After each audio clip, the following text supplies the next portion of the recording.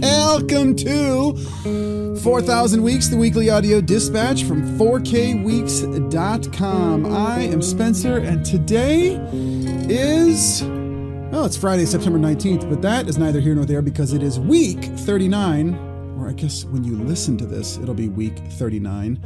It's hard to juggle the getting things done in advance with the reality of what I'm telling you, but that's okay. It is week 39 of the year 2025. I still firmly believe that the only way for us to maximize human potential is to live through and into loving kindness for ourselves and for the people around us.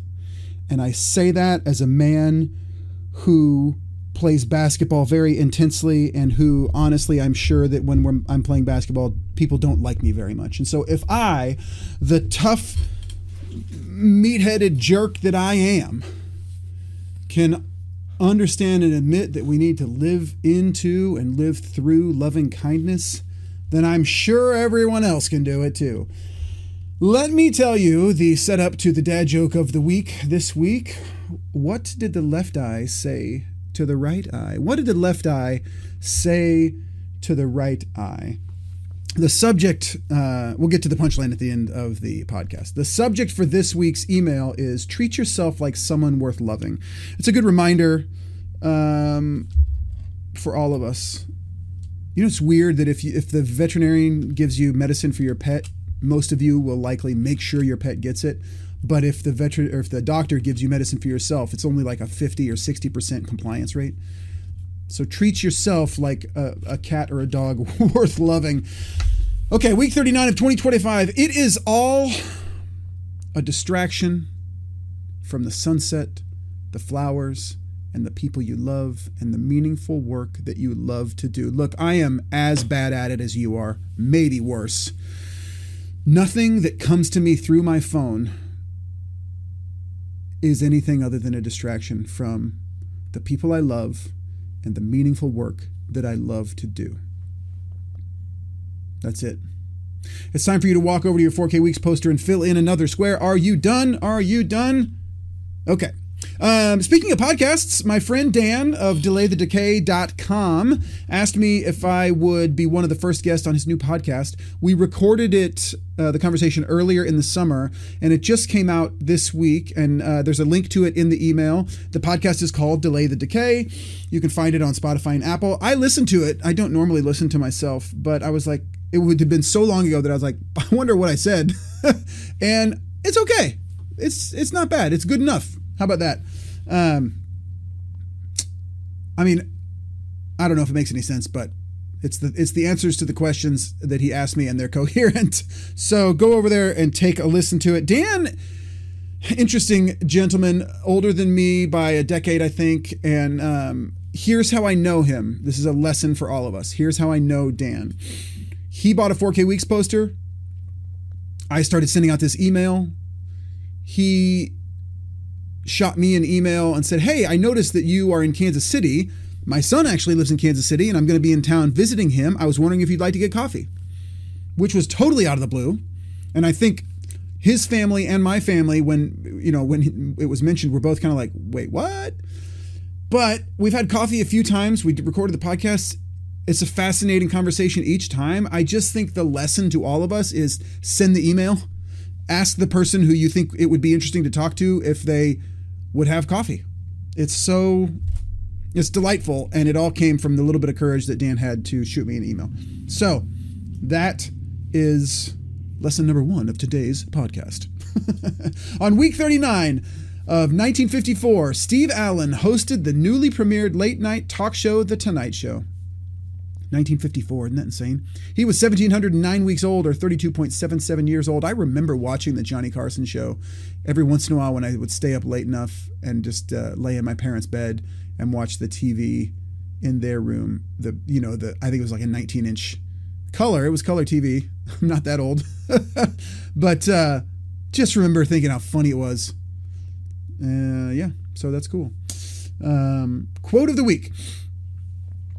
This is from Andre. I don't know how you say that last name. That's how unprepared I am for this podcast.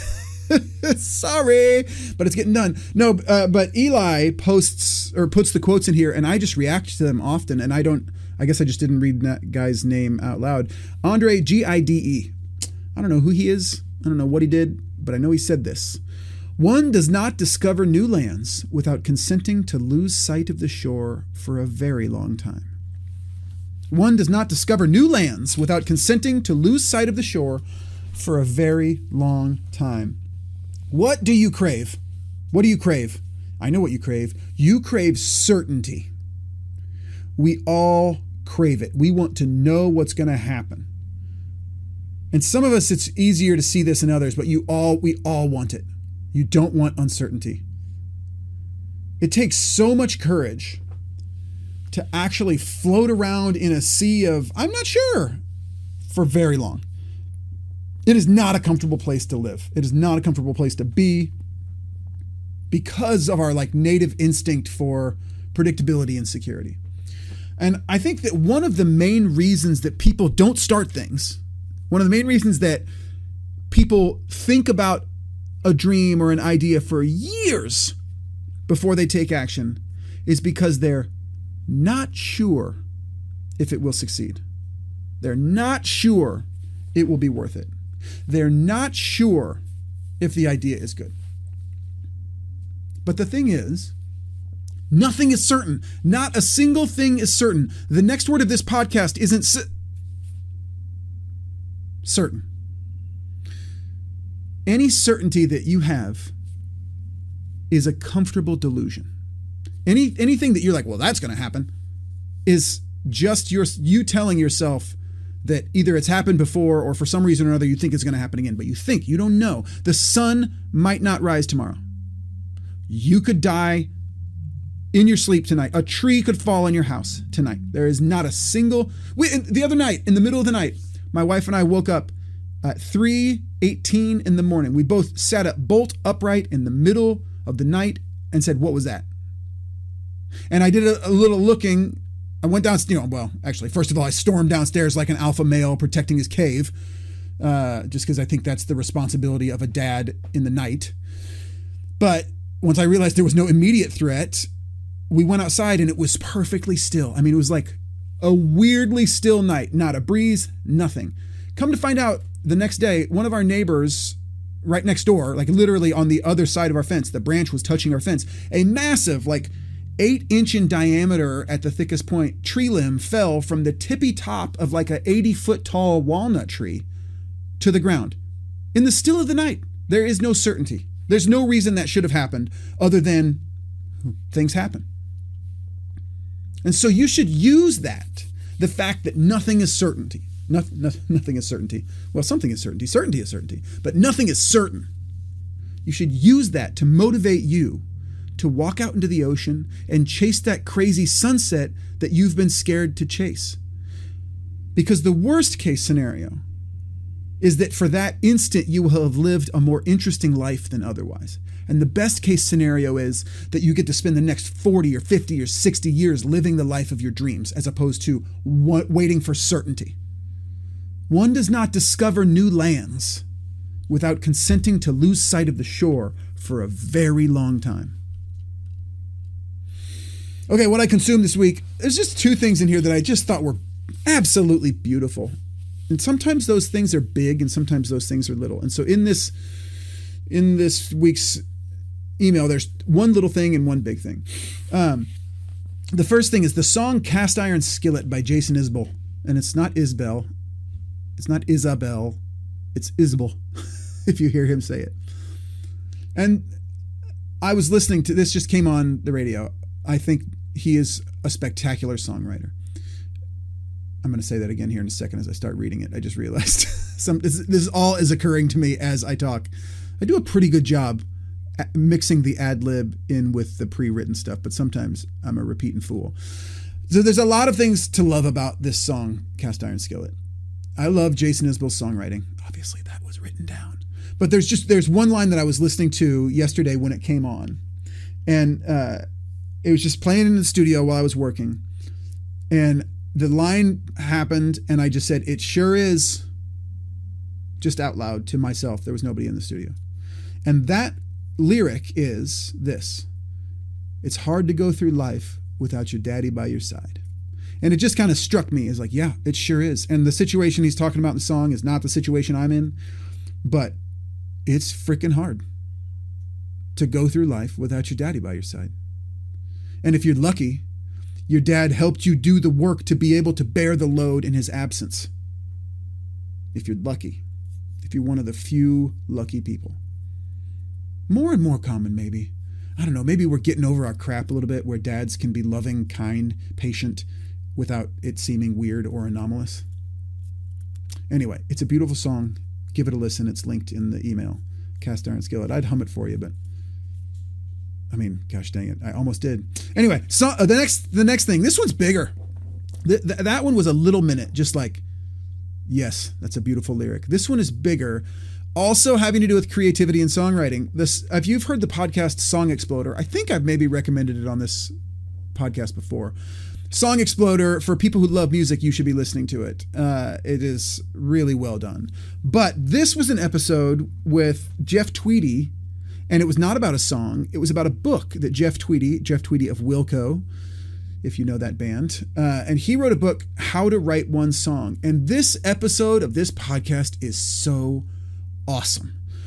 I think any creative human, and if you're breathing and you're a human, you're a creative human. And Jeff Tweedy does a great job of articulating that in the podcast. You should listen to it. You should listen to this podcast if you're a breathing human, creative human, whatever. I think it's just such a beautiful discussion. I'm going to read the book. A beautiful way to view the art of creation. And there's this line in the podcast that I'll read. I'll quote it right here. It says, how to live one day, how to write one song. You don't write songs. You write one song. It's the song that is given to you, and then you honor it, and then you finish it, and then you write one song, right? So it's not, I'm going to be a songwriter, I'm going to be a songwriter, I'm going to be a songwriter. It's just write a song.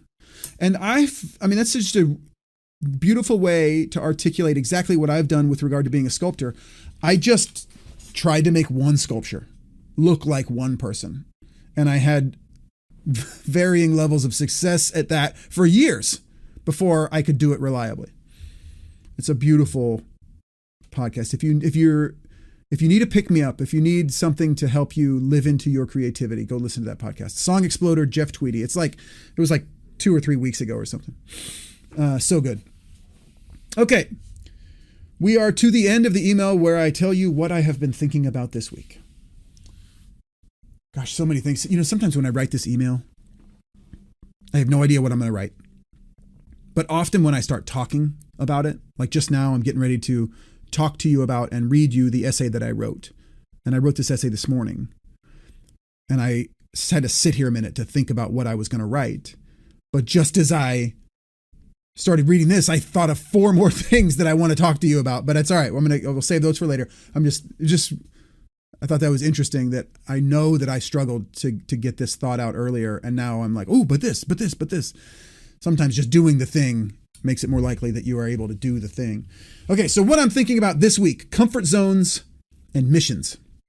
I think this was partially inspired by the, drifting out at sea quote portion earlier.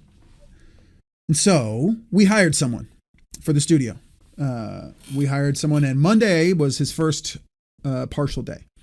And I'll be honest, I am not super good at this.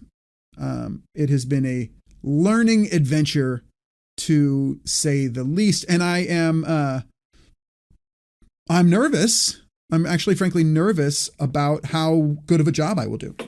I'm nervous about my performance because it's not a native skill set. I am way out of my usual, meaning like for the last 15 years, comfort zone here in the studio. It's really shaken things up. I've been working alone in this studio for so long. And I mean, literally, like I've had probably a year's worth of studio assistants, one for 6 months, and then the rest were like much shorter chunks of time over the last 20 years. And so, that's a lot of working alone. And also I am such a self-directed and self-motivated person just in general. I always have been. that I have a whole lot of hangups about how good and bad I will be at being a coworker and a manager. There's a lot of like crap in there about, like, I don't know, previously, like when I've had interns and stuff, I'm like, what do you mean you need me to tell you what to do? Look around you. Is there trash in the trash cans? Is there dust on the floor? Get busy. You know what I mean? Like, you don't need to tell me, this is my constant refrain, I feel like, to sweep the floor. If there's not something for me to do and I'm standing around for like more than 30 seconds, I'll start sweeping the floor. That's just kind of who I have been for much of my life, and certainly who I have become more and more like. But this is awesome because I am not comfortable. And I've been thinking about this specific set of, tasks, coworker, manager, for a while now. And I've been wondering if I could become good at it, if this could become a skill set. And if I'm honest, I have been afraid that I would always be bad at it just because it doesn't come naturally to me, right? I know what comes naturally to me and I'm good at those things. And it's easy to think you can't learn how to do something because you just, I'm just this way and those people are that way, right? It's easy to stuff yourself into a box. But here's the thing. We're going to find out. We're going to find out what I'm made of. We're going to find out if I have it in me to be a fun person to work with and for. And that is the only way you can surprise yourself, is by getting out of your comfort zone and being like, I don't know, man, we're going to try. Like, all of the skills that I know that I'm good at don't surprise me. I know, given a certain amount of hours and a little bit of anxiety, I can make a lump of clay look like a person. There's not a surprise there. I know even in the hardest moments of making a sculpture, I know I'm going to get this thing accomplished. There's no surprise because I'm comfortable there. But can I create a rewarding and challenging and interesting job for someone? And I mean that in all those ways. Like, a job is an exchange, but it doesn't have to be a transactional exchange. It can be a win-win, and I want it to be a win-win. So can I do that and then also help them succeed in that position, working independently, working with me, etc., while also pushing my agenda forward? And I have an agenda. And so we are going to find out. I am drifting out at sea, trying to find some currents, taking in some things, trying to be aware of the fact that I don't know much of anything. I certainly don't know everything. And this is a journey that we have to be on together. So I'm excited to find out. I'm excited to be uncomfortable. I mean, seriously, I was nervous the night before. Sunday night, I was like, oh my gosh, tomorrow, like I have to do this thing. I'm so nervous, which, is great. So I think you should get out there with me in this bog of uncomfortability, this mucky swamp of, I don't know. You get your boots muddy, and then you should grow and learn and do with like a whole heart, loving yourself and others. And that is the first part, right? That's the comfort zone part. And then now about the missions part. About my pushing forward my agenda, that portion that sounds kind of egotistical, right? There is potentially a whole lot of ego wrapped up in that portion of it, right? The studio is what it is and is the way it is because it's the way I want it to be, right? My ego has created almost all of this. It's like, truly, one of the reasons I love making sculptures is so that, the toddler in me in art class can have the teacher pat me on the back and say, good job. We all want that. I'm not so narcissistic to not be able to admit that I want people to like the things that I've done. And I love that pat on the back of my ego, right? But if I know one thing about myself and about humans in general, it's that I should be suspicious of my ego leading the way, right? You should be very suspicious of your ego. You shouldn't be contemptuous or hateful towards. It is part of you, but you should be suspicious of it. I mean, seriously, I basically hired a guy to follow me around with the camera and film me doing things I think are cool. You want to talk about ego? It's egotistical in a certain light. And I have, I am honest enough to be able to look at that square in the face, I think. I mean, I surely can't see it perfectly clearly because we all see things through the lens of our own I am awesome or I am whatever. But I know that I should wrestle with it a little bit. And here's where I've landed, because I think I've actually come to a pretty good place for it. Yes, I have decided on the mission of the studio. Yes, I have an agenda that I want to push here. And yes, I have decided on the course that we are charting, the direction we're going to head, right? But now that we know, now that we know that there is a goal larger than one person, right? We're not just on an adventure for my own personal glory. We're going to do this thing, and this is why we're doing it for us, and this is why we're doing it for other people. Almost none of it is about me. I am, just like everyone else, a servant of this mission. We've like charted the course, and now I have a job to do. We are both servants of this mission. And my job, among other things, is to make sure we're staying on course and that each of the people contributing is rowing in the right direction. And the next guy's job is to row hard in that direction using his full skill set, her full skill set, and keep the final destination in mind and the objectives that we've talked about, and keep like the mission in their head. And then let me know if they see any issues cropping up ahead of us, or if we should try this course or that course, because we both know the final destination. This is the mission. It's not about me anymore. It's about using our skills together to do some awesome stuff and share it with the world, while also being able to buy groceries and pay the rent for both of us.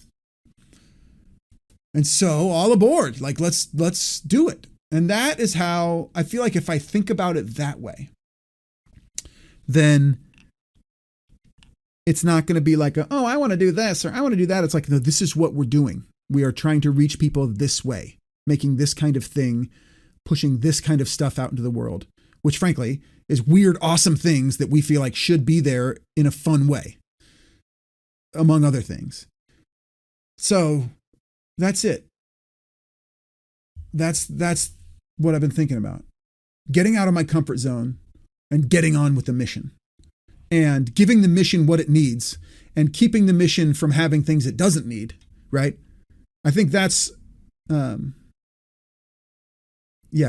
the mission what it needs is really a nice way to think about, to make it not about ego, to make it not about me, to make it about what we're trying to do, the change we're trying to affect in the world. And so I'll be sharing the work that we're doing with you all when we have something to show for it. It's probably going to be a couple or 3 weeks, but I'd love to hear your feedback about it when we do get to that. So stick around and wait for it.